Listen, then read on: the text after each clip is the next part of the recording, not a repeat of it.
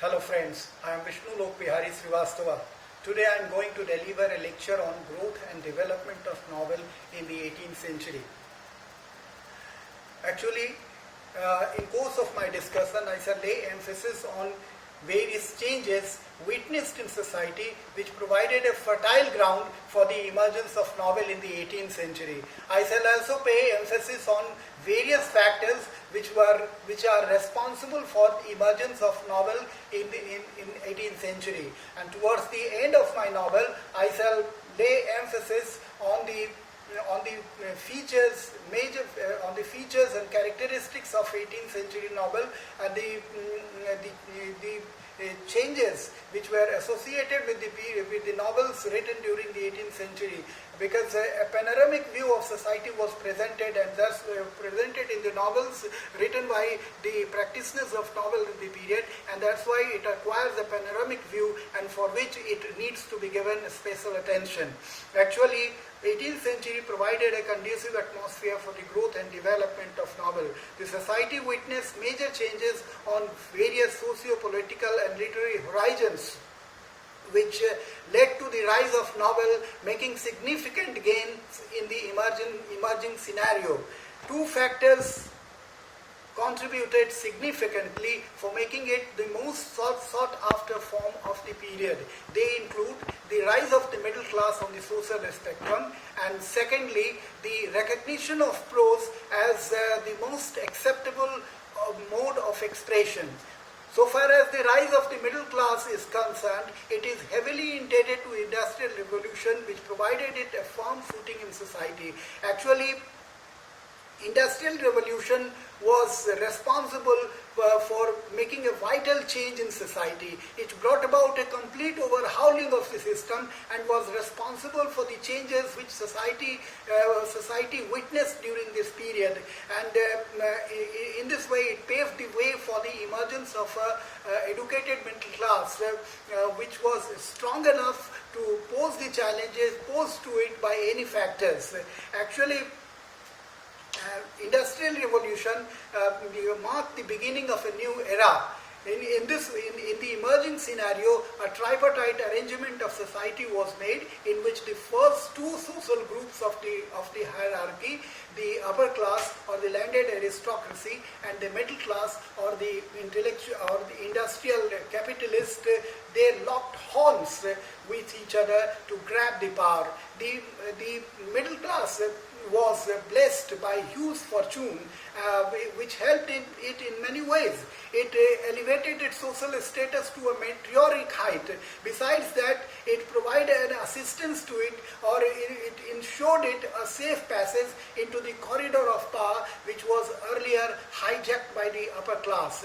And the middle class used his experience, used his power to just prevail upon the government to come out with certain policy measures to ensure or to see that top priority is to be given to its business interest, on which there should be no compromise, or no compromise should be made on its business interest. So the growing popularity of the middle class earned it the ire of the upper class, which opposed tooth and nail any attempt by the middle class to grab the power. Actually, the middle class was not at all satisfied with the ideology practiced by the upper class, and particularly they were not satisfied to an extent that gambling or sitting idleness should be taken as a measures to use the leisure. On the contrary, the middle class used their leisure, preferred reading to use their leisure.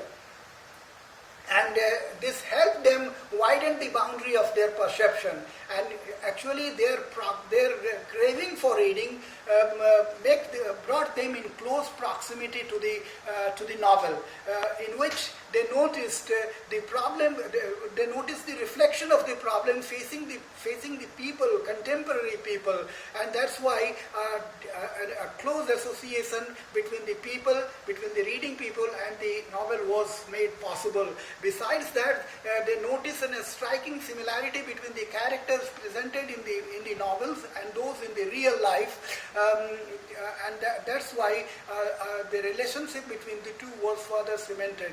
Actually, the novels provided a healing touch to the aching wounds of the people of the society, because the people, the practitioners of the novels were very much associated with the problem of the people, and they wanted to portray the problem of the people through the novel, and besides that they also supplied certain solution to the problem, how to overcome the challenges, how to deal with the problems, what manners and customs or ideas are to be practiced, and what changes are to be brought about in life to elevate our personality to a new height. And so these suggestions or new ideas which were supplied by the novelists in their novel caught sight of the attention of the people, and they were dragged towards the novel automatically. The growing popularity of the novel in the 18th century can be experienced in the drama of Sheridan, The Rivals, in which the heroine of the drama, Lydia Languis, after failing to win the confidence of her parents to just get married with his beloved, she plans to elope with her. She hatched a conspiracy to elope with his beloved, and taking inspiration for the idea from the novel. So in this way, we come to the conclusion that novel provided plenty of opportunity to the people, and people took inspiration from the novel. It was not only a means of entertainment for the people, but people took novel and they took recourse to novel in order to find out the solution to the problem they were lost in. And that's the reason why novel became a very popular form during the period. We are having plenty of examples of prose works written during the preceding periods, from Boccaccio to Daniel Defoe, but it was largely overshadowed by poetry, which ruled the roost till the middle of the 18th century. Actually, prose saw its heyday in the writings of the great masters of 18th century like Dr. Johnson, John Dryden, Jonathan Swift, Daniel Defoe,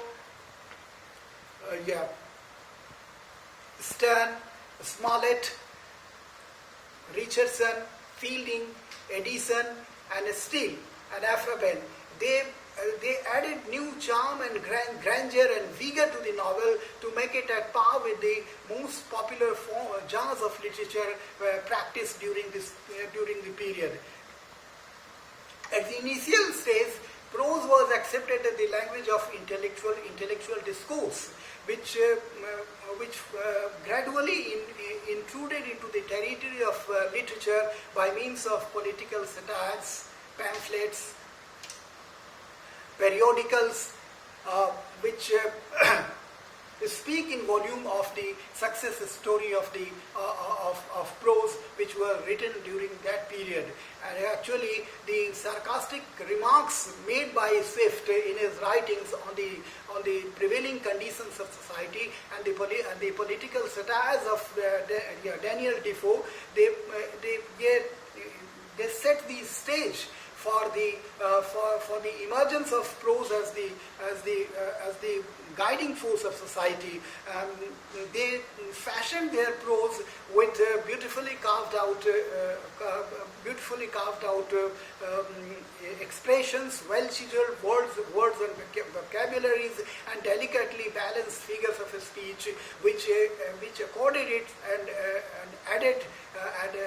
added charm and grandeur, which was a distant dream to it till date. Besides this, Addison and Steele also contributed significantly for elevating prose to a new height during this period.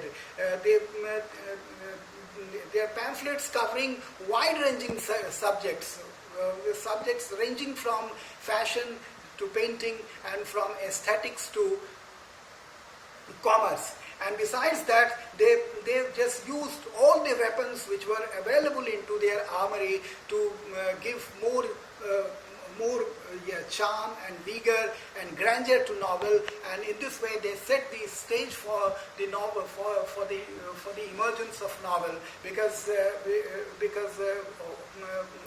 the background for the emergence of novel was already prepared, and it requires only the great masters like Addison and great masters like Richardson and Fielding to come and just bring it to a new height. Actually, besides these two factors, just moving libraries and printing press were also the other important factors which were responsible for the growth and development of novel in the 18th century. With the introduction of circulating library, people managed to have an access to books at their doorsteps or at every nook and corner, and which further intensified their thirst for novel. And besides that, the printing press provided ample opportunity to the people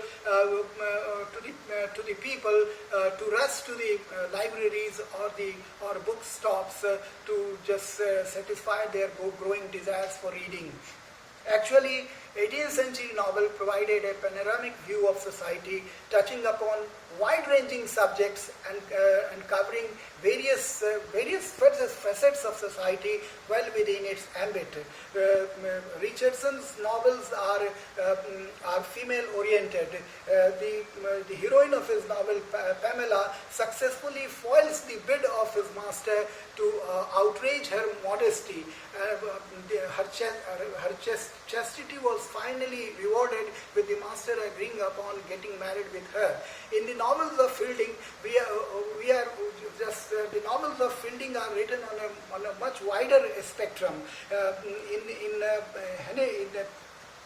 In his novel, the hero of his novel is a Picaro who just travels to the length and breadth of the country and comes in close contact with the people practicing different customs and ideas, and in this way he has given his novel an epical stature.